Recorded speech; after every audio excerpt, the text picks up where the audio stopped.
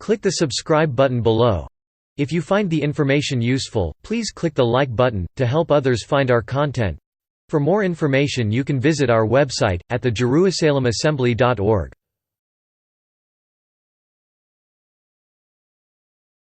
The Jerusalem Assembly. November 20, 2019. The Magnificent Seven Virtues, Part 2 by Ruben D. Garcia. In the Magnificent Seven Virtues, Part 1, I addressed the crown jewel of the seven virtues that have been the acquisition and experiencing of unconditional love. I also described the priceless value of acquiring the virtue of knowledge. I mentioned that it was essential for humanity to acquire and accumulate the virtue of knowledge because of our relationship with the tree of knowledge, and presented the notion that mankind is in a sense, the tree of knowledge. However, it must be recognized now why such endeavor was necessary, because the scenario found in Genesis was designed for the first man to fail but experience one of the elements of knowledge, curiosity, which is so very common in humanity. Mankind has been the same since then. Therefore, according to the Bible, Adam and Eve through the element of curiosity begin knowledge acquisition through hard labor and toils. Initially, they learned from the basic survival skills to live in the narrow world. But as you all know, the tranquil but hardship life abruptly came to cease with the death of Abel at the hands of Cain. From this incident, knowledge began to expand into emotional and spiritual areas, engulfing all of them. The acknowledgement of curiosity, shame, and fear already learned also was joined by another new elements, deception and hatred, and it was these that were embedded in Cain actions. Consider this: the process of experiencing emotions, both well and the no good ones, were small steps in the process but necessary. Since then, learning about everything that affect us is not temporary, but rather knowledge acquired allowed humanity back then to be with a modified independence alongside with a somewhat disguised autonomy. Similarly, the spirituality of the individual must begin with small steps until he is able to master his knowledge into practical aspects, giving him peace and contemplation. From this source of knowledge, three principles must be learned and adhered to: patience, reflection, and serenity, because from this source of knowledge will come two major virtues that makes the man unique in every way. For start, let's see what is patience. Patience is the principle in which an individual must exercise to gain access to the first virtue, love. But patience is not gained by simple learning about it. You must practice it as often as you can, and at any place you can. In short, being capable of taking upon you verbal abuse, emotional, and in some cases affliction with calmness, simply, be tolerant, and forgiving. This was one of the great Master Emmanuel so often spoke to do always, and emphasized to do toward the lesser ones.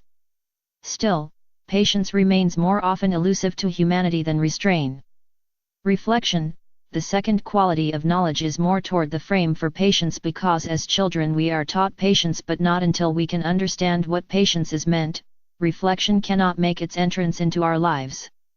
In many cases, reflection cannot be seen until the teen years, and that is due when the individual begins to observe relationships other than those among his closer loved ones. It's through socialization that we learn to observe others, and ourselves, trying to figure out how we fit in, and how they fit in our sphere of existence. In a way, reflection imitates the seesaw effect. There must be two involved, one at each end. The quality of reflection allows us to conduct careful consideration in who we are, what is our role in all of this. And of course, does it assist in our personality and success? Believe it or not, the results of such considerations can forge the thoughts when considering what is credible or discreditable, allowing us to keep our feet on the ground at all times. Serenity can be considered as the product of both spiritual and emotional awareness during the reflection period. It may sound a little confusing for some, but serenity is not as accepted as a major quality element of knowledge as it should, but anger and revenge factors surpasses it in frequency and endurance. Yet, it must be an intricate part, the virtue of knowledge, as it is the essential to maintain in our lives, and be able to ascend to the next level of accomplishment within our ascension process. Serenity is the thread that holds the garment together of understanding and wisdom, understanding being the third virtue, and wisdom the fourth. These two are invaluable to, for if serenity is the tread, then understanding and wisdom are the garments that clothe the human. As I mentioned, all of the virtues, their sources and qualities are valuable assets. However, what makes serenity unique from patience and reflection is that serenity is all integrated in the spiritual realm, whereas as all of the negative emotions displayed and orchestrated in the physical realm. Serenity is more than just being calm. It is actually the essence of a true peace in an individual. It provides comfort and clarity to all of the aspects of who the individual is and what he believes in. It provides clarity and tranquility, a most needed experience that embraces the virtue of understanding at the highest degree, and when it is most needed because of its divine and spiritual essences, it becomes more than emotional qualities, because serenity is an inseparable condition between mankind and God. Its effect is more often needed than most people can ever perceive to be. Finally, we come to the next magnificent virtue known as understanding. This virtue is irreplaceable, and it cannot be bypassed, or be without, for it is the branches of our tree of knowledge, as we mentioned earlier. It is the product of all that has the individual learned, resulting in illumination, and comprehending the splendor of all the meaning, purposes of all things created here on earth, and above. It represents the culmination of many, many experiences of the individual, alongside with the aspects of love that has dwelt within the person from the time it took its first breath. The virtue of understanding is crucial to a pleasant ascension because it provides the individual with a sense of confidence and trust. Simply by recognizing or having the knowledge that humanity is going through a transformation is not enough.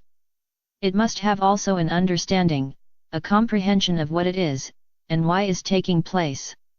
It is through the virtue of understanding that we can trust that what has been offered to us, avoiding the fears and uncertainties that has plagued us for centuries, causing endless periods of confusion, dismays, discouragement, resulting in becoming hateful to the things we are not able to understand, especially in our present period of transformation and ascension.